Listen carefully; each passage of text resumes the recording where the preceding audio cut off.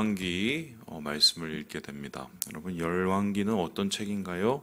열왕, 말 그대로 왕들의 이야기가 적혀져 있습니다. 특별히 왕이라면 이스라엘에는 한 나라가 두 나라로 쪼개지는 역사가 있습니다. 그러니까 한 나라로 시작해서 두 나라로 나뉘어졌다가 나중에는 결국 나라가 둘 다 망하는 이 이야기가 왕들의 이야기를 통해서 조명이 되고 있는데요.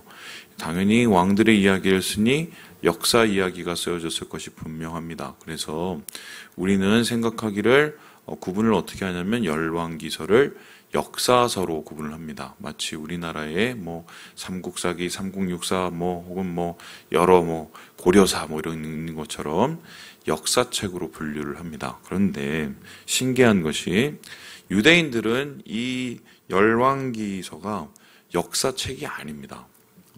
유대인들은 이 성경을 나눌 때 어떻게 나누냐면은 모세오경, 그러니까 율법책이죠. 그리고 성문서, 그러니까 여러 시편이나 잠언 같은 그런 류나 아니면은 소위 말해서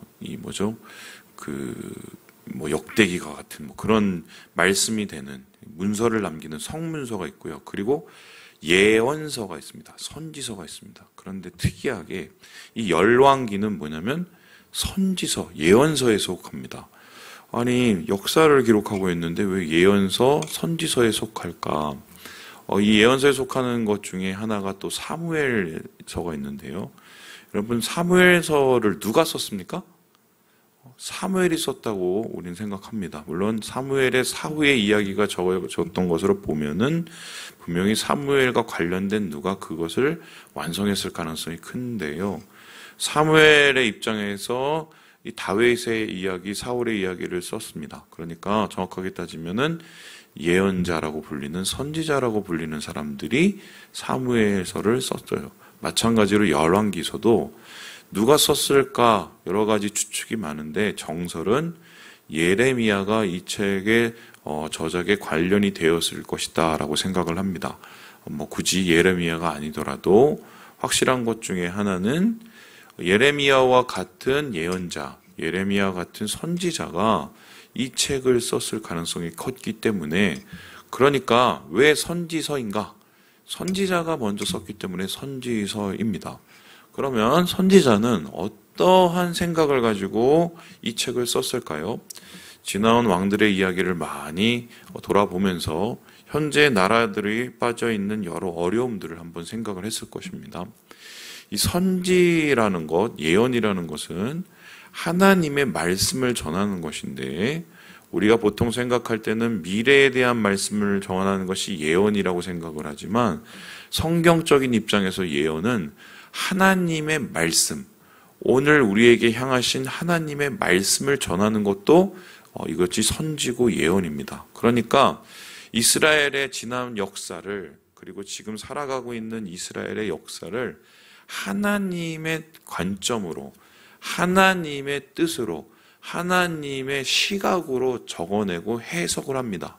그래서 이 열왕기서가 선지서가 된다는 것은 역사를 통해서 하나님의 뜻을 분별하고 하나님의 생각을 분별해서 우리의 과거에 무엇을 잘했고 무엇을 못했는지를 구분을 하게 됩니다. 그래서 열왕기서에 보면은 특별한 점이 왕들에 대한 이야기를 쭉 이렇게 나누다가 결정적으로 나중에 평가를 합니다. 어떤 평가를 하냐? 이 왕은 좋은 왕, 이 왕은 나쁜 왕, 이렇게 평가를 해요. 그러면 좋고 나쁜 왕의 평가 기준은 무엇일까?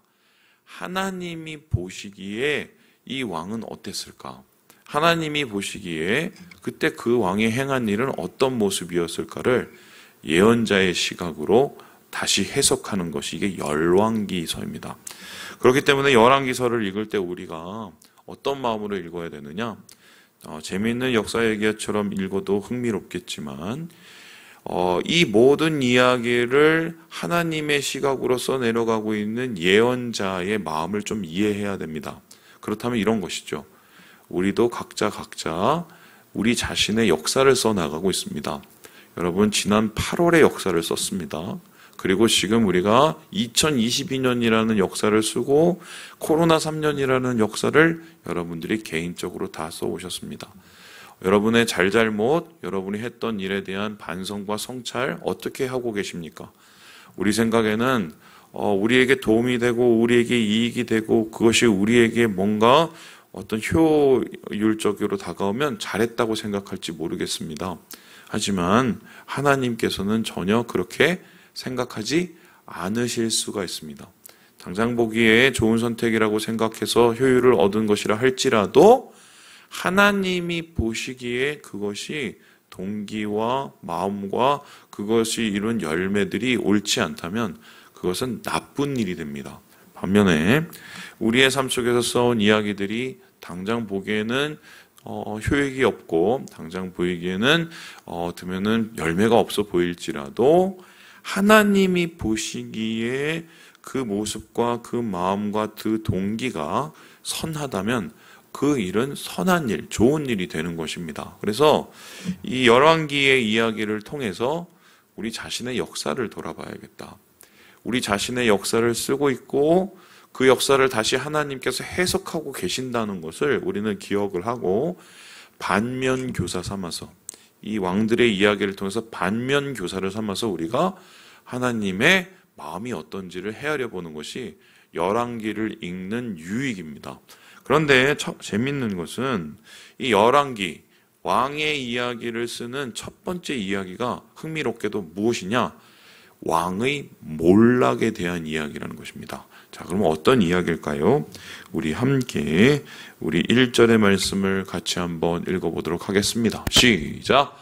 다윗 왕이 나이가 많아 늙으니 이불을 덮어도 따뜻하지 아니한지라.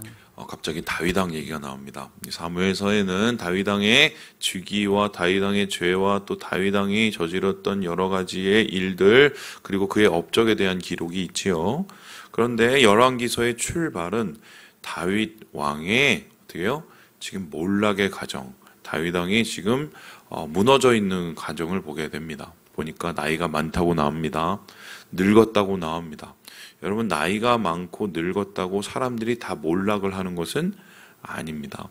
그런데 다윗 왕은 지금 어느 정도의 수준이냐면 이불을 덮어도 따뜻하지 아니한 상황. 그러니까 한마디로 이제 몸에 기운이 없고 체온이 없는 상황까지 오게 됩니다. 그러면 이 정도의 몸 상태, 이 정도의 정신의 상태라면 어떻게 할까요? 자신의 삶을 정리하고 돌아보고 그리고 어떻게 보면 새로운 것을 준비해야 되는 다음 세대를 위해서 뭔가를 준비해야 되는 시기였습니다. 그런데 신기하게 다윗 왕은 그렇게 했을까요? 안 했을까요? 못합니다. 그렇게 못합니다. 그리고는 어떤 일이 이어지냐면요. 2절을 보면 이런 얘기가 나오는데요. 젊은 처녀 하나를 구해서 새롭게 이 처소에 드리는 일이 일어납니다. 그러니까 늙어 병들어서 좀 있으면 죽음을 앞둔 상황에서 뭘 하느냐? 세장가를 갑니다.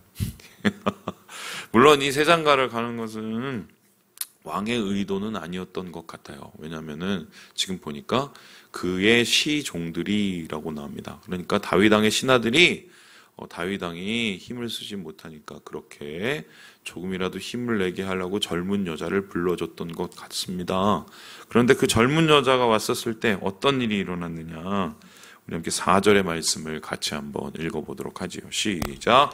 이 처녀는 심히 아름다워 그가 왕을 받들어 시중 들었으나 왕이 잠자리는 같이 하지 아니하였더라. 힘이 없는 거죠. 힘이 없는 거죠. 여러분, 다윗 왕이 저질렀던 죄 중에 가장 큰 죄가 뭐였습니까? 밧세바 사건입니다. 여자 사건이죠. 그리고 다윗 왕의 인생 중에 여자에 대한 이야기가 끊이지 않습니다. 아시다시피. 그런데 그랬던 소위 말해서 혈기왕성하고 그런 것 때문에 죄까지 지었던 다윗 왕이 이제는 젊은 여자를 들였으나 그 여자에게 힘을 발휘하지 못하는 이러한 정말 초라한 늙은 모습으로 변하게 되었다는 것, 왕이 어느 정도의 상황인지 예측해 볼 수 있겠습니다. 아마 이런 상황에서 새로운 장가를 들었다, 이것을 아는 사람들은 어떻게 보면 굉장히 씁쓸했을 것 같아요. 그런데 이렇게 시종들이 시켜서 어쩔 수 없지 않느냐 이렇게 생각할 수 있지만 정말 해야 될 일은 안 했다면 여러분은 어떻겠습니까? 오늘 거기에 대한 이야기가 나오는데요. 우리 함께 5절에 대한 말씀을 같이 한번 읽어보도록 하겠습니다. 시작! 그때에 핫깃의 아들 아도니아가 스스로 높여서 이르기를 내가 왕이 되리라 하고 자기를 위하여 병거와 기병과 호위병 50명을 준비하니. 지금 다윗은 몸이 무너지고 있습니다. 그리고 그의 왕권도 무너지고 있습니다. 왜입니까? 지금 다윗 왕이 힘이 없는 그 사이에 그냥 유명무실 이름만 남아있는 사이에 소위 말해서 그 나라를 자기의 나라로 만들려는 사람이 있었습니다. 누구라고 나옵니까? 아도니아를 핫깃의 아들이라고 얘기하는데 핫깃은 여자입니다. 그러니까 다윗의 부인 중에 한 명이었고요. 그 부인 중에 한 명인 핫깃이 낳은 아들이 아도니아입니다. 근데 그 아도니아가 어떤 일을 하느냐? 이렇게 얘기합니다. 내가 왕이 되리라. 그러니까 아도니아는 다윗 왕의 아들인데 아버지가 아직도 살아있는데 아버지가 허락하지도 않았는데 어떻게 합니까? 반역의 깃발을 들고 자기가 스스로 왕이 되겠다고 얘기를 합니다. 보통 이런 것을 가리켜서 레임덕이라고 하죠. 아시죠? 레임덕이 뭡니까? 오리가 이렇게 뒤뚱뒤뚱 걷는 것처럼 지금 다윗 왕의 뒷모습이 지금 뒤뚱뒤뚱 흔들리면서 정권이 지금 누수되고 여러 가지로 망가지고 있는 그런 상황이었다. 그런 상황 속에서 이렇게 반역을 준비하고 반역이 이루어진 이유는 무엇일까요? 다윗 왕이 제대로 다음 세대를 준비하지 않았기 때문입니다. 자, 그렇다면 아도니아는 왜 이렇게까지 하면서 왕이 되려고 했었을까? 분명히 거기에는 그냥 이루어진 것이 아니라 이유가 있었습니다. 성경에는 그 이유에 대해서 이렇게 얘기를 하고 있는데요. 우리 함께 6절의 말씀을 같이 한번 읽어보겠습니다. 시작! 그는 압살롬 다음에 태어난 자요 용모가 심히 준수한 자라. 그의 아버지가 내가 어찌하여 그리하였느냐고 하는 말로 한 번도 그를 섭섭하게 한 일이 없었더라. 지금 아도니아에 대한 이야기를 세 가지로 이야기하고 있습니다. 1번 용모가 심히 준수하다. 여러분 이 이야기가 용모가 심히 준수하다, 키도 크고 잘생겼다, 단순히 이렇게 보시면 안 됩니다. 여러분 아시는 것처럼 사울을 세웠을 때 사울의 키가 다른 사람보다 머리가 하나 더 있었습니다. 아시죠? 그리고 용모가 심히 뭐라고 나옵니까? 준수했다고 나옵니다. 다윗을 세웠을 때도 그 이야기가 나옵니다. 그러니까 이 이야기는 뭐냐면 저기 보니까 왕이 될 상이다. 왕의 풍채가 보인다는 이야기입니다. 일단 비주얼이 좋았던 거예요. 이 두 번째는 어떻게 얘기하고 있냐면요. 지금 말하는 것이 압살롬 다음에 태어난 사람이라고 이야기를 합니다. 여러분 압살롬은 누구십니까? 이 다윗의 세 번째 아들입니다. 그렇죠? 첫 번째 아들 여러분 기억나시는지 모르겠어요. 암논인가요? 그 첫째 아들인데 자기 동생을 범하고 또 압살롬에게 죽임을 당했습니다. 둘째 아들은 아마 장애인이거나 일찍 죽었던 것 같고요. 그래서 그 압살롬이 피해 갔다가 결국 어떻게 됩니까? 왕을 대적해서 반란을 일으켜서 압살롬 반란 사건, 쿠데타 사건이 일어나고 결국 그 사건 끝에 죽임을 당합니다. 자, 그러면 1등도 죽었어요. 2등은 안 보여요. 3등도 죽었어요. 그러면 다음에 왕은 누가 돼야 될 것 같습니까? 1, 2, 3등이 다 죽었으면 4등이 돼야 됩니다. 그러면 4등은 지금 누구라고요? 아도니아입니다. 그러면은 원래에 따르면은 이 아도니아는 가만히 있으면 왕이 될 사람이었습니다. 왜냐하면 순서상으로. 그러니까 당연히 나는 왕이 될 만해 이렇게 생각을 한 겁니다. 뿐만 아니라 그의 아버지가 내가 어찌하여 그리하였는고 하고 섭섭하게 한 일이 없다. 이 소리는 뭐냐면 왕의 눈에 크게 문제가 될 만한 일을 하지 않았다는 것입니다. 그러면은 압살롬 들어간 문제도 안 쳤어요. 그리고 지금 순서도 다가왔어요. 그리고 왕의 풍채도 있어요. 당연히 왕으로 세워야 될 수밖에 없는 사람 중에 한 명이었다는 것을 우리가 알게 됩니다. 그런데 자기가 분명히 왕이 될 차례인데 아버지가 왕을 세우지 않는 거예요. 심지어 아버지가 저렇게 늙어가고 새 장칼을 들고 그런데 거기에 힘도 못 쓰는 그 상황인데도 자기에 대한 아무런 보장이 없으니 마음이 급해진 겁니다. 그래서 아도니아가 이제 반란을 계획했는데요. 이 반란에는 그냥 진행된 게 아니라 7절에 보니까 요압이라는 사람과 아비아델이라는 사람이 같이 모의를 합니다. 요압은 국방부 장관이죠. 그 당시에 소위 말해서 이 군사력을 가지고 있었던 사람이고, 아비아달은 제사장이라고 합니다. 그런 종교적 지도자입니다. 군사 지도자, 종교 지도자를 양손에 쥐고 반란을 일으켰으니 이제 이 나라는 아도니아의 손에 넘어갈 수밖에 없는 상황이었습니다. 근데 여기에서 8절에 이런 얘기를 하고 있는데요. 우리 같이 한번 8절의 말씀을 같이 한번 읽어보겠습니다. 시작!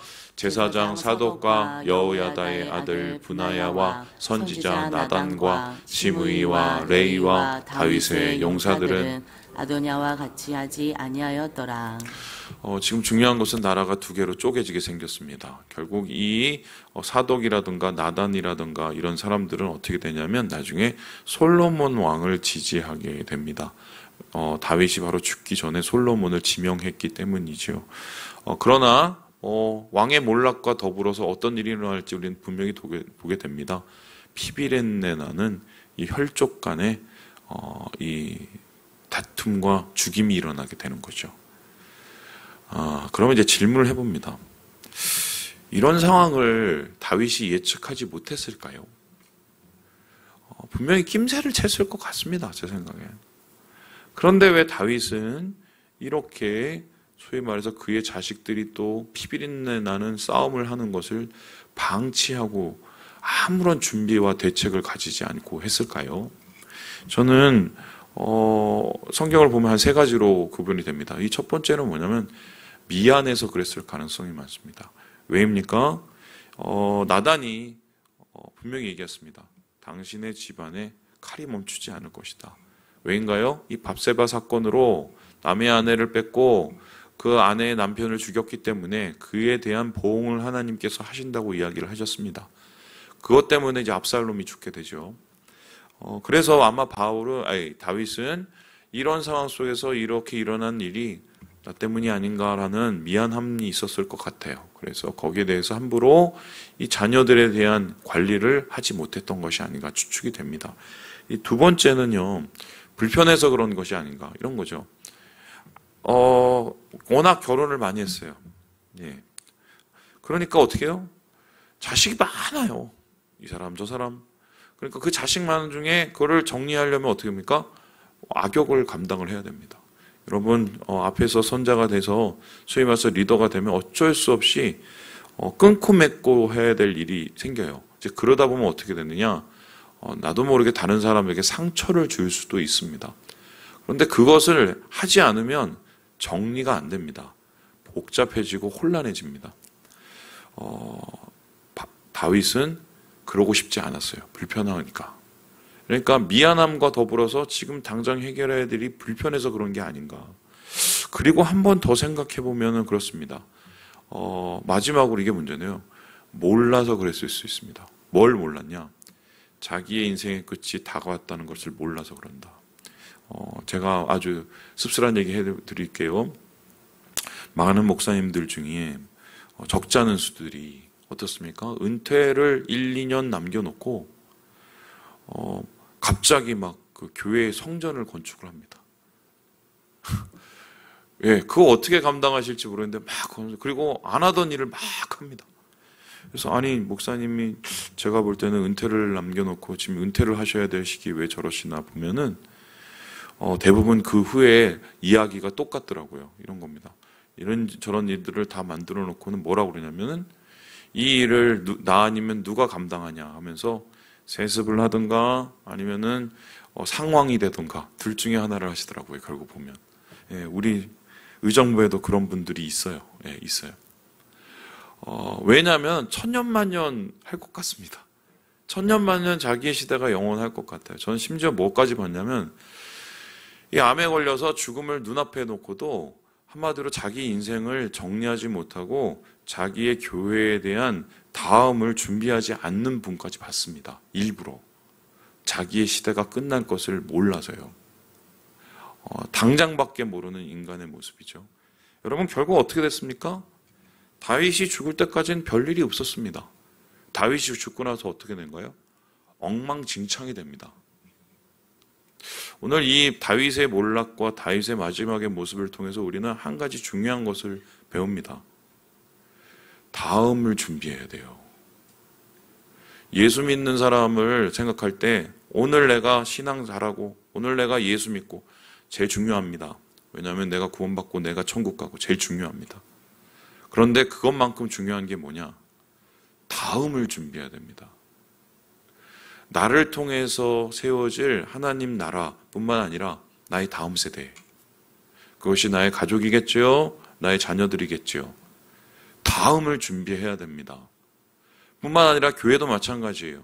오늘 내가 좋고 오늘 내가 교회에서 잘 먹고 잘 지내고 행복하게 신앙생활을 하는 게 전부라고 생각하면 여러분은 여러분의 하나님께서 맡기신 사역의 반밖에 안 하는 겁니다. 무엇을 준비해야 됩니까? 다음을 준비해야 돼요. 교회의 다음. 여러분, 그래서 저는요, 나중에 그런 생각을 저는 항상 하고 있습니다. 제가 목회 마치고 나서 나중에 하나님께서 저를 데려가시면 너 목회 어떻게 했니? 분명히 그걸 물어보시겠죠? 목사님, 하나님, 저는 이제 목사를 하면서 이렇게 했습니다. 다음을 위해서 넌 뭐를 준비했니? 저렇게 물으실 것 같아요, 분명히. 그러면 이 질문 앞에서 우리가 제대로 준비하지 않고 제대로 대답하지 못하면 다윗의 실수를 반복하게 돼요. 말씀을 마칩니다. 왕의 몰락으로 시작하는 이 이야기를 보시고 어떤 것으로 우리가 오늘 신앙을 마무리하고 신앙을 다음을 준비해야 될지를 기억하시면서 하나님 안에서 이 구호를 은혜롭게 보내시는 우리 모든 형제 자매들 되시길 주님의 이름으로 축원합니다.